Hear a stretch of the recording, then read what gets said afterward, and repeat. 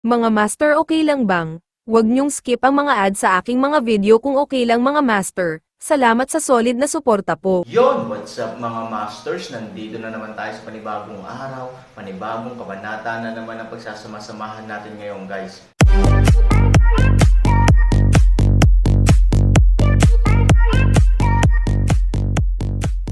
Bali mga masters, kung bago ka pa lang po sa aking YouTube channel, please click the subscribe button, lalong-lalo na po yung notification bell guys, para maging connected pa rin tayo sa isa't isa at maging updated kayo sa mga susunod ko pang video. Bali mga masters, bago natin umpisahan ng kwento ay mag-shoutout po muna tayo para sa mga solid nating tagapakinig. Shoutout kay The Gamer Pahardo. Shoutout kay Roel Consuergra. Yun na nga mga masters, no? Bali hindi na ito patagalin. In 3, 2, 1, let's go! Punan mo ako. Ngumiti ng malumanay si Aaron. The next second, ngumiti siya at tumingin sa kanila ng mahinahon, "Huwag kang mahulog." Namumula ang isang grupo ng galit na mukha ni Child. May mga taong naikuyom pa ang kanilang mga kamao at kinuyam ng husto ang kanilang mga kuko sa karne. Nakakairita na ang pinakamasarap na alak ay dapat inumin ng mga ganoong basura at hicks. Ang pinaka napupuot ay ang mga ganyan, ang mga mababang antas na karakter ay nangangahas na ipahiya at kutsain sila sa publiko, ang basurang ito ay hindi kwalipikadong uminom, tama ka. Hindi ka maaaring magbuhos ng alak para sa hik na ito. Nagkatitigan ng isang grupo ng mga tao na parang dalawang bar aisles. Kung kaya nila, kaya pa nilang magbuga ng apoy. Nagkatinginan ang dalawang babae, saka tumanggo sa isa't isa, tumingin muli sa mga bata at sinabing, "Sorry, everyone." As nang biglang bumagsak ang boses, bahagyang lumuhad sa lupa ang isang babae at itinaas ang baso ng alak ni Aaron, habang ang isa pang babae ay kinuha ang garapon ng alak at binuhusan ng dahan-dahan ang alak.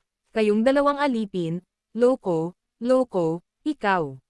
Gusto mong makinig sa isang hik, huwag kang makinig sa amin, okay, hintayin ko ang iyong babae na umalis." Gayunpaman, sa oras na ito, ang taong ito ay halatang natulala sa galit. Napakasarap ng alak ng kanyang anak na babae. Kung walang order mula sa binibini, how dare the two waitresses take it out? Tama nga, sa harap ng pagbabanta, halos hindi nagbago ang mukha ng dalawang babae at malamig na sinabing, "Please, child." Nang marinig ang sagot nito, nanginginig sa galit ang lalaki. Ngunit ang higit na nagpabaliw sa kanya ay ang Aaron sa oras na ito. Ang tasa ay napuno ng alak, at ang malutong na tunog ng tubig ay nakakabaliw sa mga tao, ngunit hindi pa ito tapos. Nakita kong bahagyang kinuha ng mga paninda ang tasa ng alak na iniabot ng waitress, ngunit hindi ito ininom.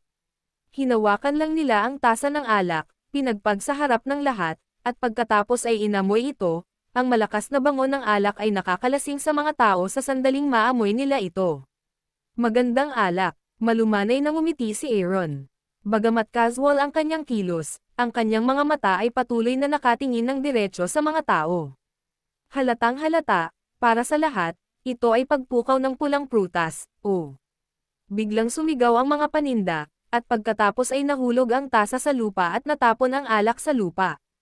Ang hakbang na ito ay direktang nagpagalit sa mga taong naruroon sa isang iglap. Ang ilang mga tao ay hindi makatiis ng direkta.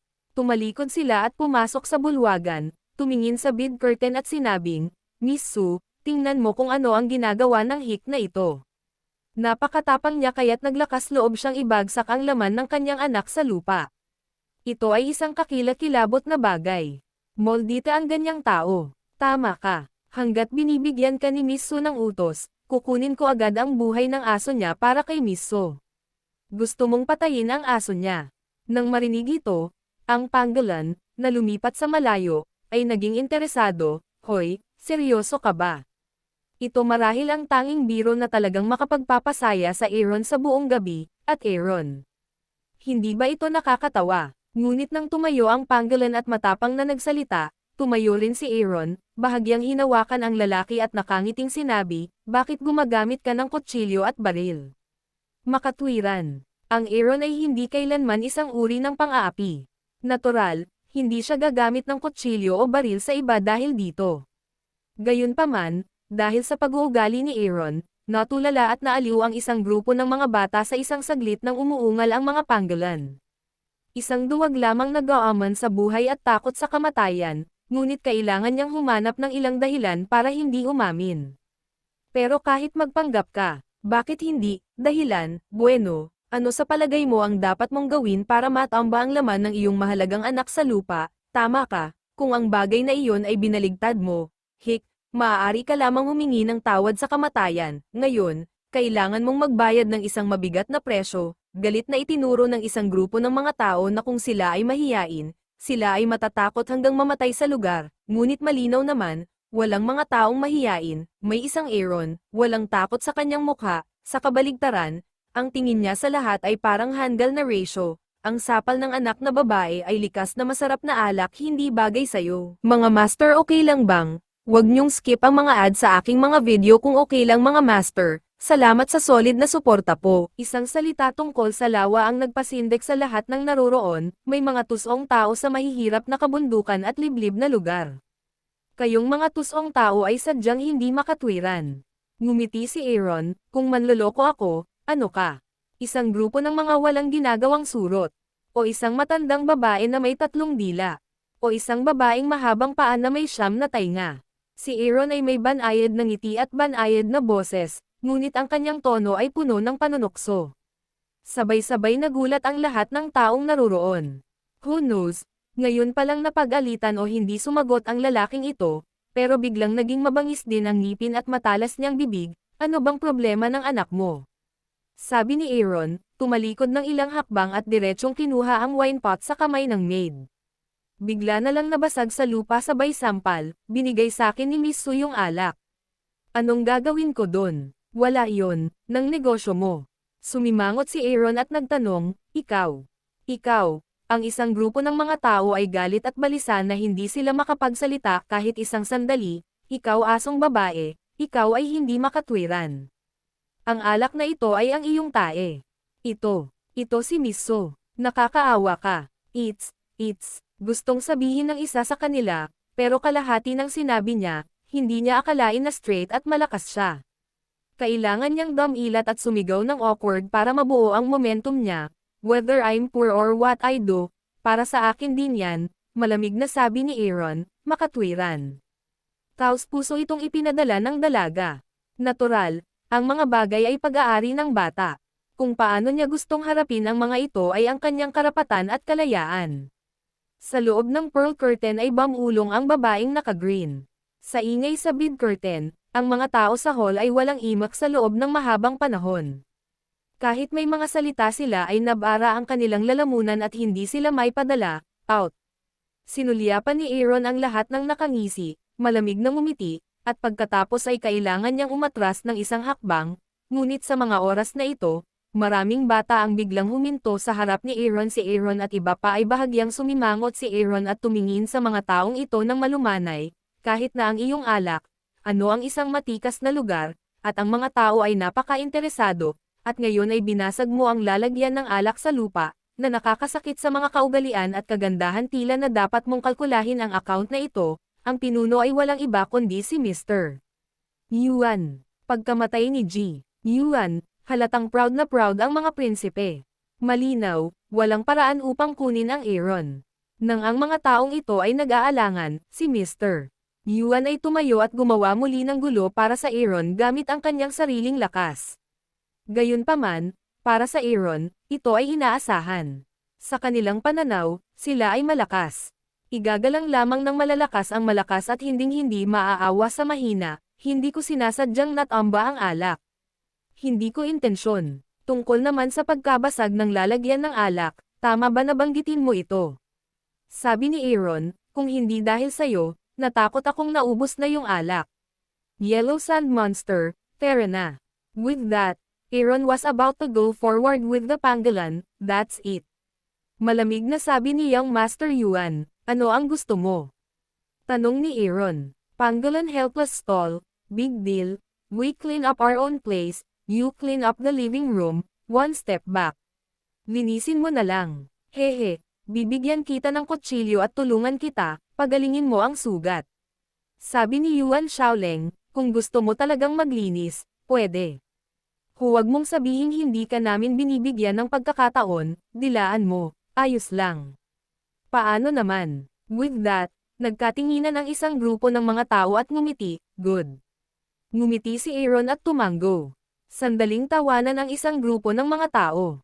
Ngumiti din ng malumanay si Aaron, ang isang grupo ng mga tao ay tumawa ng mas hibang sa huling pagkakataon, nagtawanan sila sa katangahan ni Han Sanchen at mas tumawa kaysa sa oras na ito, ngunit natatakot ako na hindi nila alam na ang aktwal na pagtawa ni Han Sangki ay natatawa din sa kanila. Storytelling channel sa YouTube. Haha, kita mo, tumatawa pa tong lokong to. Hillbilly, alang-alang sa masayang ngiti mo, dilaan mo ang lupa ngayon.